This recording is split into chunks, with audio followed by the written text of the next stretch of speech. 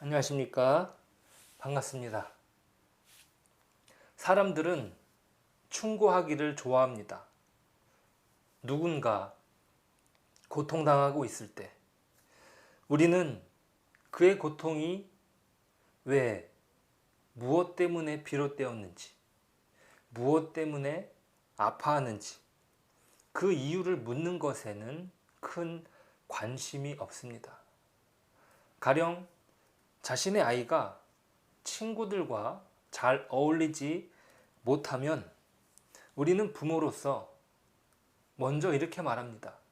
너가 친구들에게 먼저 양보를 하는 게 다른 친구들하고 잘 지낼 수 있는 방법이야. 그 친구들을 배려하고 또 그 친구들의 마음을 이해하렴. 이렇게 충고해 주는 것이죠. 왜냐하면 그렇게 해야 그 아이가 그곳에서 잘 지낼 수 있기 때문입니다. 다 아이를 위해서 그러는 것이라고 우리는 여기죠. 하지만 정작 아이는 그것을 원하지 않습니다. 아이는 어쩌면 그 충고를 통해서 더 상처를 받습니다. 왜냐하면 자신이 일부러 그런 것이 아니라 자기도 모르는 사이에 이미 친구들이 자기를 왕따시키고 상처를 주고 있었기 때문입니다. 이 아이는 어린이집에 가는 것이 너무나 싫었지만 엄마가 꼭 가야 된다고 또 갈 수밖에 없기 때문에 가는 것입니다.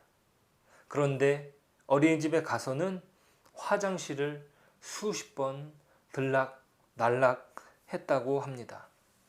자, 이 아이에게 필요한 것은 엄마가 자기 편을 들어주기를 원했던 것입니다. 자기를 괴롭히는 친구들을 혼내주어서 자신의 억울함을 풀어주기를 소원했던 것이에요. 그런데 엄마는, 아빠는, 주변의 어른들은 이렇게 해야 한다고 충고하면서 아이는 점점 숨을 쉴 수가 없었던 것입니다. 그래서 그 스트레스로 화장실을 수십 번 오가며 자신을 표현하고 있었다고 합니다. 자, 여러분, 우리가 어떤 관계에서 우리는 사랑하는 마음으로 그 충고를 합니다. 그 충고를 할 때 우리의 의도는 그 사람이 좋아지기를 바라는 마음이에요. 그 부분을 놓치지 않기를 원하는 것이죠. 자, 그런데 많은 경우 거의 대부분의 사람들은 그 충고에 상처를 받습니다. 위로가 필요한 경우, 또 그 상처가 너무 큰 경우에는 더욱 그렇다는 것이에요. 잘 생각해 보시면 내가 정말 속상해서 마음으로 울고 있는데 내 얘기는 들어주지 않고 이래라 저래라 그러면 어떻습니까? 더 속상해지지 않습니까? 이 사람이 내 속을 알고는 그런 소리를 하는가? 그렇게 생각되지 않겠습니까? 지금 나한테 필요한 것은 위로고 관심인데 말이죠. 저 같은 경우에도 만약 그렇게 위로를 받지 못한다면 속이 터지고 말 것입니다. 오히려 더 큰 상처에 빠지고 말 것입니다.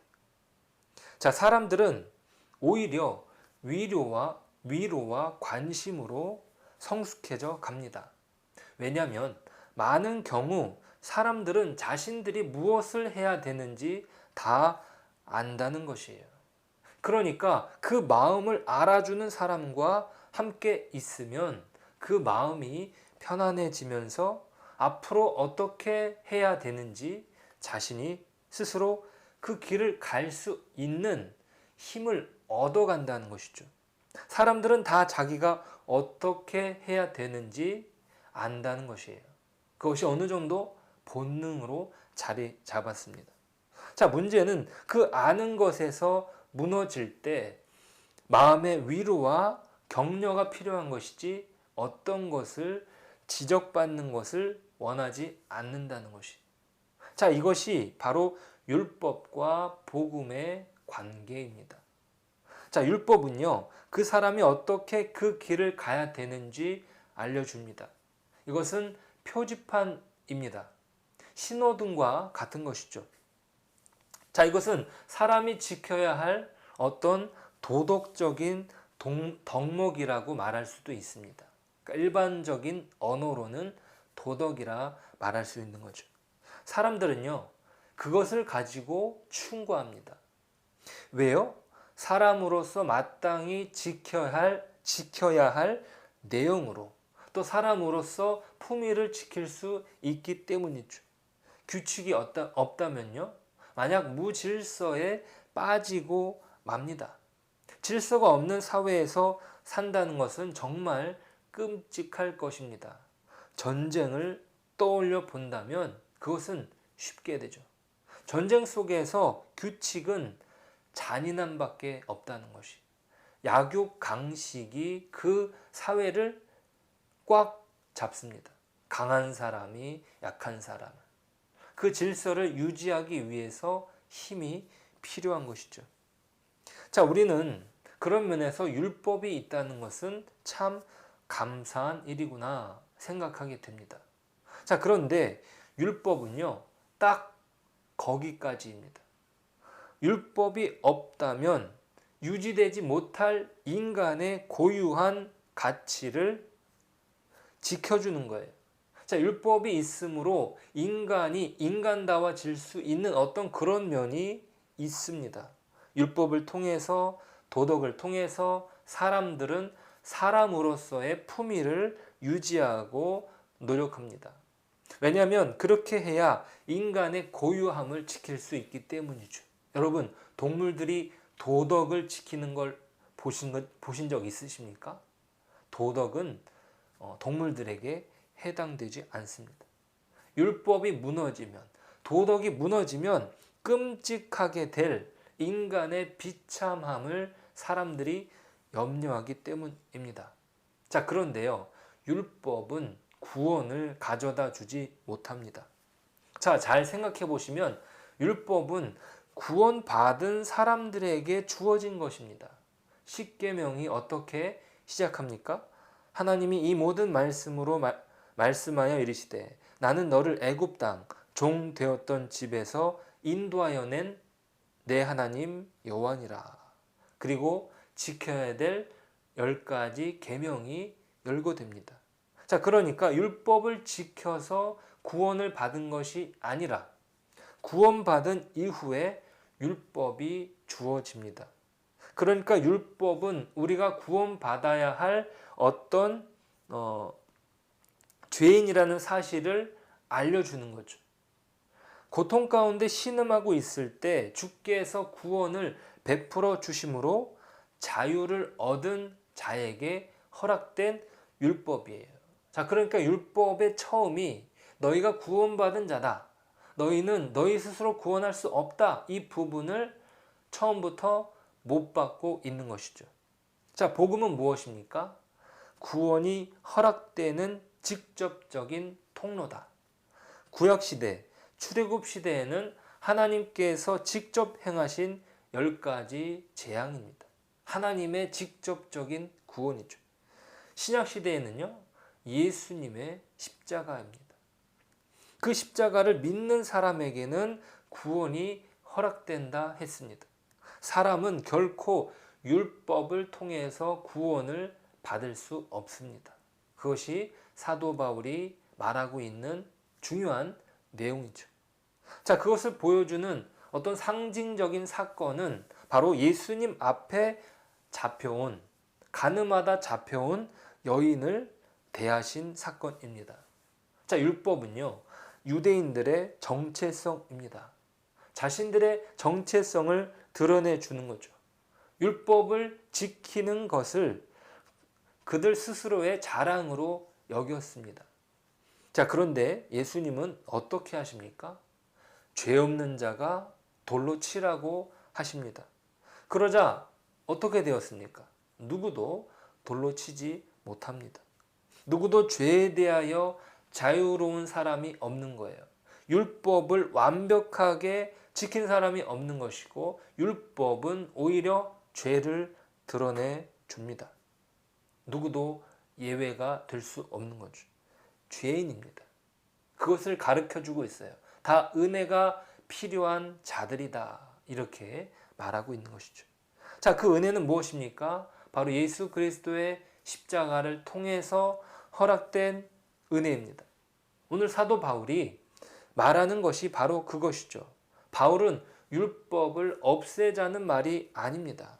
율법이 우리에게 알려주는 것이 있다는 것이죠. 이것이 오늘 본문에서는 초등학문, 그러니까 초등교사로 등장합니다.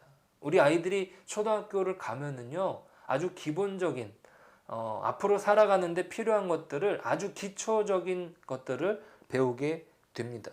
자, 그러니까 죄를 드러내 주면서 은혜가 필요하다는 것을 알려줍니다.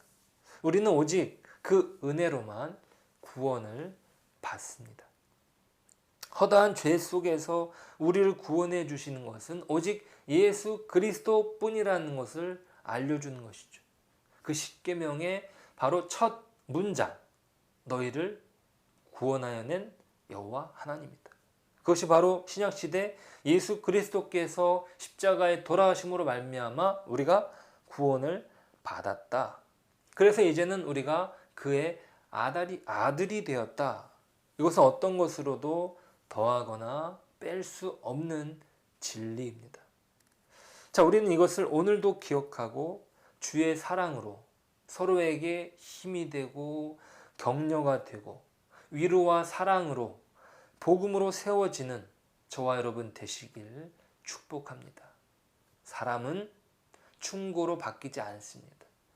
복음 안에 있을 때 그 사람이 온전해지고 온전한 회복, 하나님의 아들이라고 하는 그 자격 안에서 누릴 수 있는 것입니다.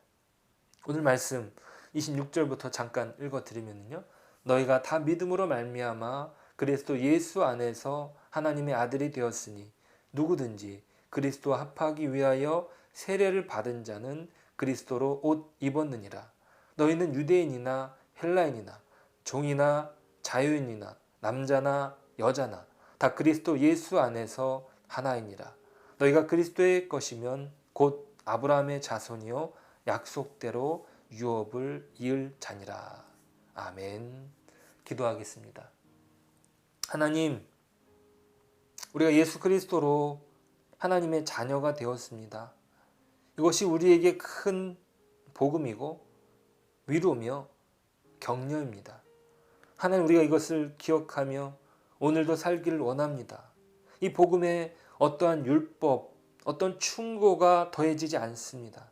하나님, 우리가 다른 사람들을 대할 때 충고로 그 사람을 대하지 않게 하시고 하나님이 주시는 위로와 그 사랑으로 격려하며 우리가 하나님의 자녀로서 이 땅을 살아간다는 그 사실로 우리가 서로에게 힘이 될 수 있도록 인도하여 주옵소서.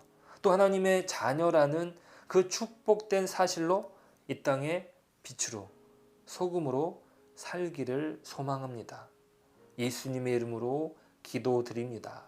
아멘.